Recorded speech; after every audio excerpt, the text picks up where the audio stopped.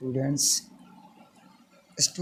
आज की क्लास में हम दो बिंदुओं के बीच की दूरी ज्ञात करना सीखेंगे।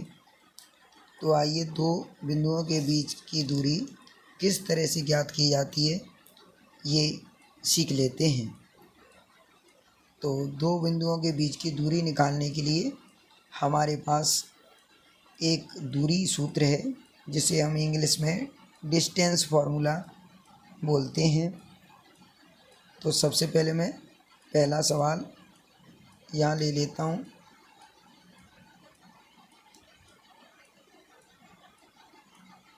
हमें दो बिंदु दिए गए हैं, 2 और 3 और एक 4 और 1। हमें इन दोनों बिंदुओं के बीच की दूरी ज्ञात करना है। यदि स्टूडेंट ये जो पहला बिंदु है इसे मैं ए मान लूँ और ये दूसरा बिंदु इसे अगर हम बी से दिखाएं तो हमें ए से बी की बीच की दूरी ज्ञात करनी है।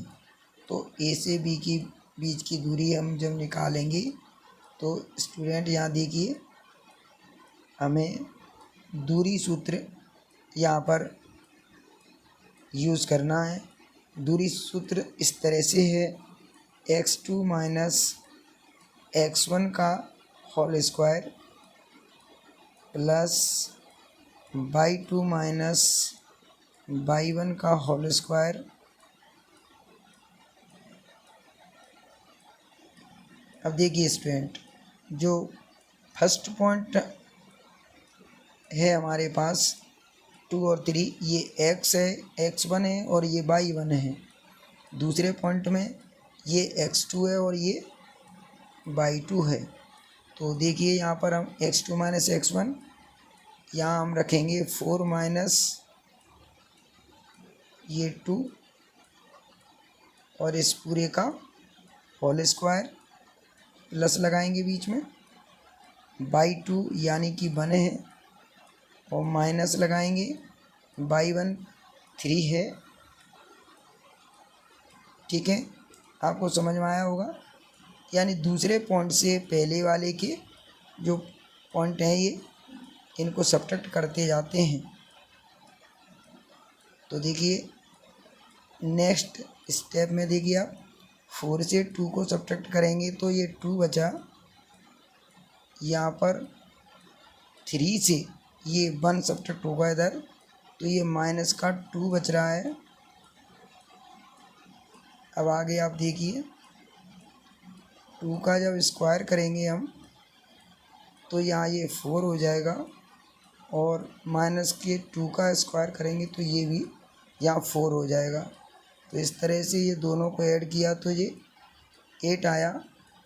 अब आप जानते होंगे कि 8 का अगर हम स्क्वायर रूट निकालें तो ये 2√2 आता है।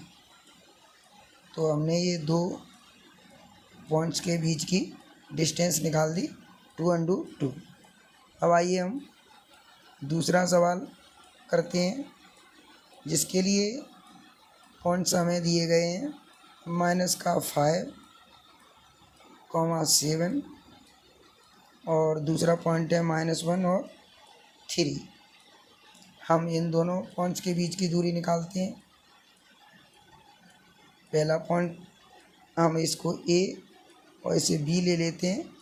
तो देखिए ए से बी की डिस्टेंस हम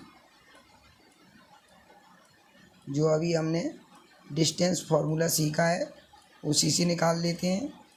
तो देखिए सेकंड पॉइंट -1 और 3 है तो इन -1 और 3 में से फर्स्ट पॉइंट यानी कि माइनस का 5 और जो 7 है इनको सब्ट्रैक्ट करेंगे। तो देखिए -1 ऐसे ही रखें, इसमें से हमें सब्ट्रैक्ट करना है माइनस का 5 तो ये प्लस का 5 हो जाएगा और इन दोनों की ये स्क्वायर लगा देंगे, बीच में प्लस लगाएंगे। अब देखिए 3 है, 3 से हम माइनस का 7 सब्ट्रैक्ट करेंगे, ये इसकी स्क्वायर हो गई। अब आगे देखिए जब 4 से -1 को सब्ट्रैक्ट करेंगे तो ये जब 5 में से -1 गया तो 4 बचा। यहाँ पर -7 में से 3 सब्ट्रैक्ट किया जाएगा तो -4 बचा।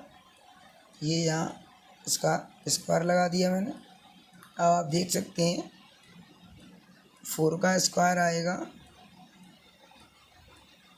16 और ये -4 का भी 16। तो ये दोनों के दोनों जब ऐड किए जाएंगे तो ये 32 हुए और इनका स्क्वायर रूट निकालेंगे तो 4√2 आ जाएगा। यही इसका आंसर है। उम्मीद है आपको दो बिंदुओं के बीच में डिस्टेंस निकालना समझ में आ रहा होगा। तो स्टूडेंट अगला सवाल इस तरह से है। हमें 2 पॉइंट दिए गए हैं a, b और -a, -b। चलिए इस पॉइंट को मैं a और इस दूसरे पॉइंट को b मान लेता हूँ। तो अब हमें a से b की बीच की डिस्टेंस निकालनी है। देखिए जो डिस्टेंस फार्मूला है उसे अप्लाई करेंगे तो यहाँ देखिए -a है।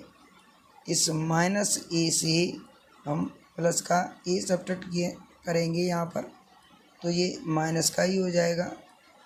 इसका हम होल स्क्वायर लगाएंगे प्लस बीच में यहाँ -b है। इस -b में से जब ये b को सब्ट्रैक्ट करेंगे तो यहाँ ये माइनस का b हो जाएगा और ये इसका होल स्क्वायर आया। आगे देखिए जब हम -a और -a को ऐड कर लेंगे तो ये माइनस का 2a हो जाएगा। इसका होल स्क्वायर लगाएंगे प्लस ये -b और ये -b को जब दोनों को ऐड करेंगे तो ये माइनस के 2b हो जाएंगे। इसका होल स्क्वायर किया।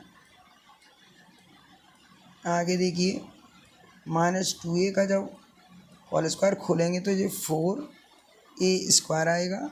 ये ध्यान रखें ये माइनस है तो आपको माइनस नहीं लिखना है, ये प्लस हो जाएगा क्योंकि कोई भी नेगेटिव नंबर अगर है और उसका स्क्वायर करेंगे तो प्लस में ही आएगा।